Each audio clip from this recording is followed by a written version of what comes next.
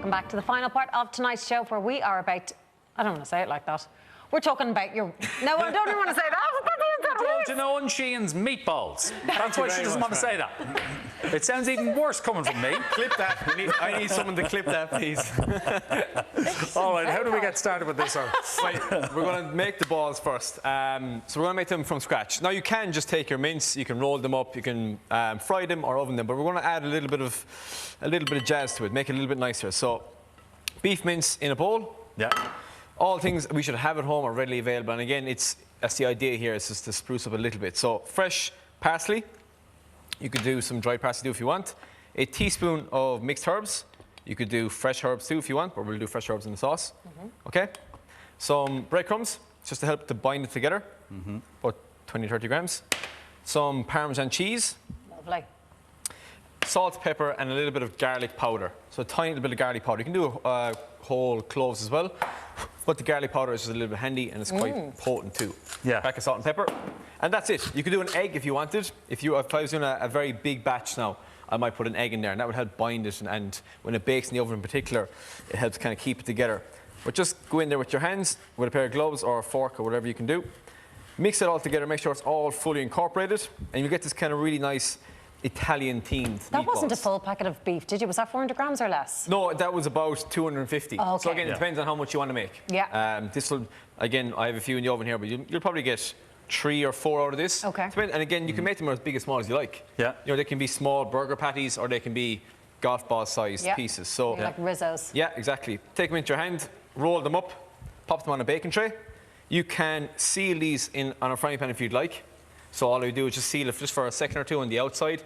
You get a kind of nice coating, and then pop it in the oven to finish it. You can do them all in the pan as well, but it's just to kind of keep the moisture inside them is all you want to do, okay?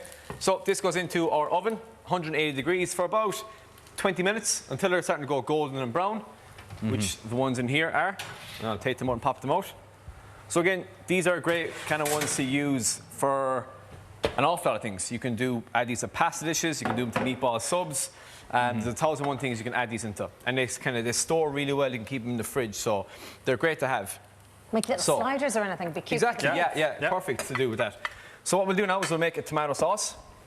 And how we're going to do this, a fresh tomato sauce. So instead of buying your Dolmio jar, or any jar that you have at home, it can be made really, really simply. Olive oil, onion and garlic. So half an onion, about 2 cloves of garlic. Pop that into our pan. We will do some tomato puree in on top, with some small bit of mixed herbs, salt and pepper, okay? Get that all in. I kind of like to add in the puree at this point, because that will kind of wake it up, mix it all together.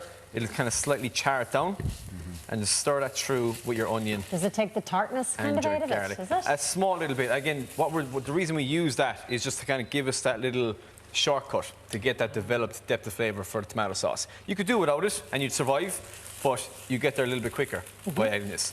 So once that's all fried off, take some chopped tomatoes, pop them in. Is that just 1 tin? Yep. Okay. 1 tin of tomatoes, fresh basil in on top as well. Stir that through.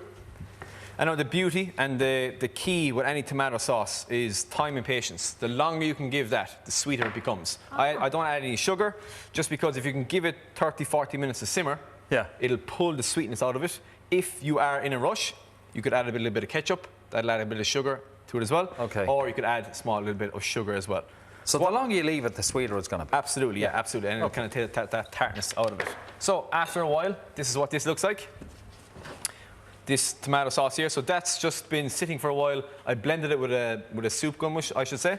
And then I added little bits of mozzarella into the dish itself. Oh, right. So what we do is we'll take our meatballs, pop them in and around.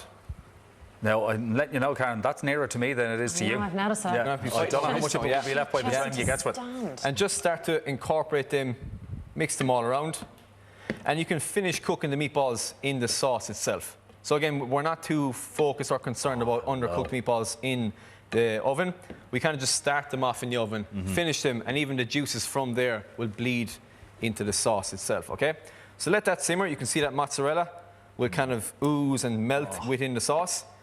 And then the piece de resistance. So again, from here, we've kind of each stage. Here now, you could add spaghetti into that. You could add penne, beautiful dish. You could do little sliders. You promised us a sub. We have a nice meatball sub. So kind of crispy bread. We'll take our meatballs first, pop them on the bread itself. Any ciabatta, any French baguette, even a kind of soft dough roll will work as well. It kind of I'd say this might keep quite well, and if you wanted to have it the next day for leftovers. Absolutely, for lunch, absolutely. So Again, the tasty. sauce. Pasta the night before, and then the sub. There's so much you can do. Look at that cheese. Hello. Literally, that's the money shot there. So Pop that all in. That's it. Take 2. Pour that over the top. Yeah.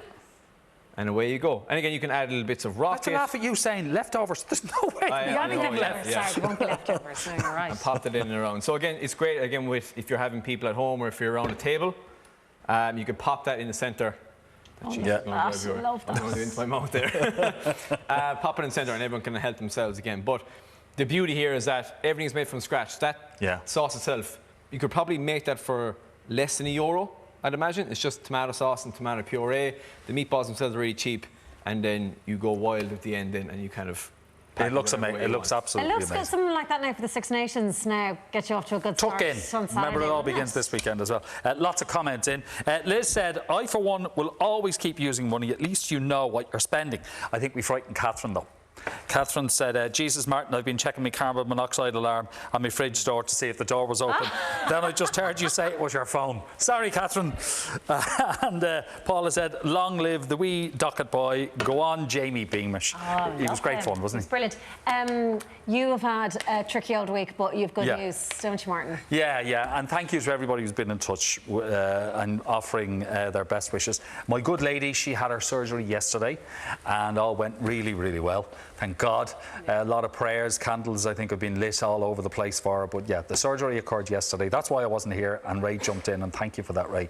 But yeah, she's good. She's out of high dependency, and the recovery has started. Amazing. I have to say, because when your phone did go, I was like, oh my God, what's this? I was Jenny on the phone. So yeah, we're all that's why the phone was on, by the way, just in case. That's exactly what I was thinking. Yeah, thank you to everybody. She's great, and she sends her love, and thanks to everybody, her thanks to everybody for their very good wishes. What a trooper. Now remember, if you would like to try Eoin's meatball recipe, you can head over to the 6 social channels, or indeed give it a rewatch on YouTube. You just search for VMTV Food.